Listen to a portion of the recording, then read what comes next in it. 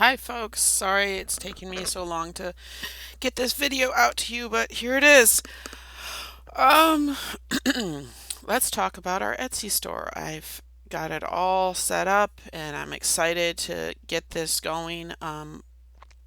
If you're going to be in the shop, I recommend that you first also download this app onto your phone.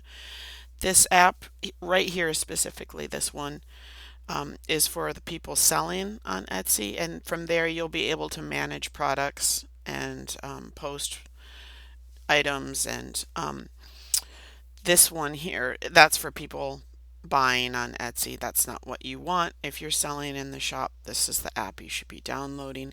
The only pitfall that I can potentially see with doing a store on Etsy where so many people are involved is we have to be really on with our communication. So if you get a notice from this app that there's a message and you check it and the message isn't for you, I would text the person, reach out to them to let them know, hey, you got a message right away so that they can respond. My concern is that if you check the messages or check the notifications, that on everybody's app, that notification will go away. You know what I mean?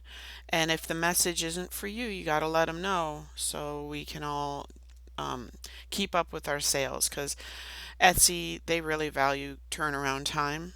So that said, put products in the store that you have ready to go. They're boxed, ready to ship. So let's go to, oh, so to sign in, let's just go to our store. Sorry, back up. I'll just walk you through everything. So to sign in to our store, we are St. John's Clay. I knew I would do this. Okay. It's our email address, stjohnsclay@gmail.com. Our password is Clay Community, capital C on Clay, capital C on Community with no space. Whoops, of course I did it wrong. Email, St. John's Clay. Oh, picky. Get it right. I don't type well under pressure. All right, here we are. And here is our profile. We can fill that out a little bit more if needed. It's just something to get us started. I want us to go to our shop. So here's our shop. I have one item in the shop. And hopefully we'll fill it with more stuff. I want to show you guys how to post new products. So shop manager, I believe, is what we need. Going to go to our listings, and here's the important thing. So if an item sells, you can renew said item. That information is going to be saved in our shop because it takes a lot to create a listing. So I'm going to go up to this tab, add a listing. You're going to add your photos to the listing. I think this is a good opportunity that I haven't seen before on Etsy. You can add a video. So I'm going to put together a little video about how my coffee pour over works because I don't think everyone's really familiar with how to use them, or particularly my coffee pour over. So I might do a video for my item. If it's a mug or a plate or a bowl, obviously you may not need to use a video, but things that are a little bit more fussy maybe. Title your work, um, category. If it's made for a holiday or something specific, do not do automatic renewal. Not unless this is a cookie cutter product that you're going to produce again and again and again. You're going to want to go to manual. I want you guys to be in control of the renewal process. So make sure that it's a manual setting. It's not going to automatically try to renew itself and get you in an endless loop of making that one thing. Uh, Put in a description. These tags are important. Use all 13 tag availability. So like for my tags with the coffee pour over, I did ceramic. Oh, I can't type.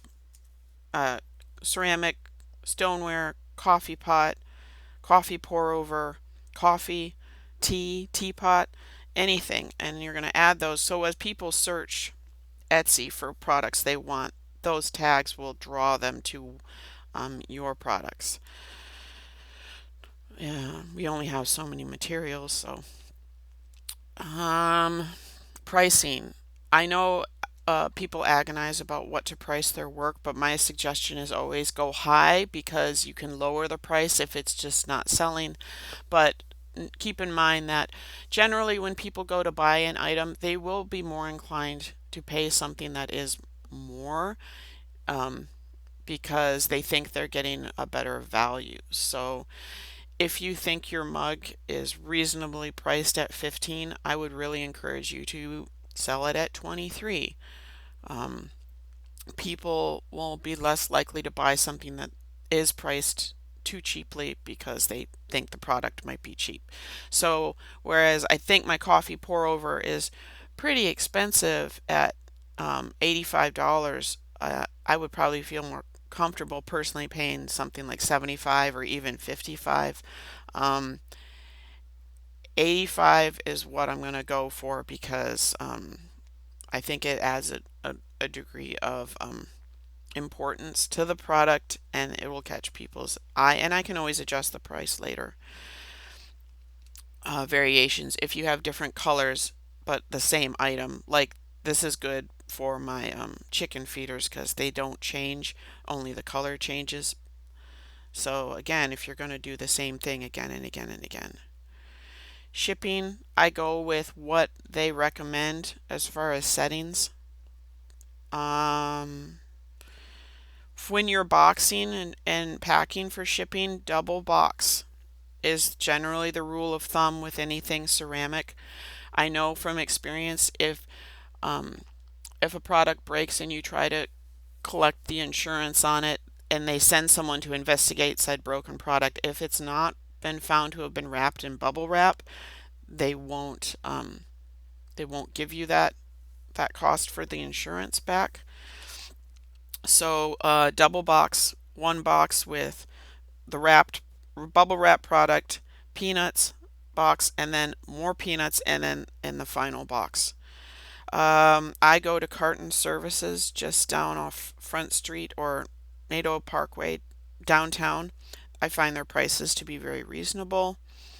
Um, so and give yourself a couple bucks. So if my handling is $10, if my box and everything is roughly $10, I might charge 15 or 13, depending on how I value my time to pack it. It's so nice to use that renew product item option because filling in all this information can be rather arduous. Um, but once it's there, it's awesome. And then let's see. Let's see if I can back up. Go back to my listings. Leave it because I didn't do anything. If I want to do another product, another coffee pour over, and it's a different color, but it's like roughly the same dimensions, I can make a copy of this one and just change out the photos and then I can post. And it saves all my information um, that I put, my description. Oh, let's see what my tags are. I'll give you an example. But I put in my dimensions. It's a manual. And here are my tags: stoneware, ceramic, coffee pour over, brew, blue, anything. Just use all 13. All right, and I'm not going to save this. So let's cancel that. Discard.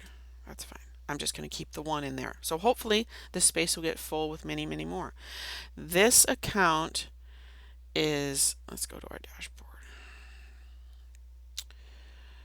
So in the shop manager, we'll be able to answer messages, we'll be able to post listings, we can see where our ratings are within Etsy itself. I know if we post a bunch of stuff on one, every time we post a new product in the store, our store status within Etsy is kind of like bumped closer to the front. So if people go to Etsy and they're searching in general, they'll be more inclined to see us. If we put a whole bunch of stuff in one day and then for days and days we don't post anything, then our store status kind of gets pushed lower and lower on the totem pole, and we won't be as likely to be seen if you're worried about that kind of thing. I think with a lot of promotion from our social media and just the standing that we have with the Clay Collective and promoting us for the holiday and pushing uh, all that, we're gonna get plenty of hits. I'm not terribly worried about that. This store is linked to the business's account, so when we make a sale, the um, the money is deposited into our Etsy account, and then all of that money once a month is transferred to the business account.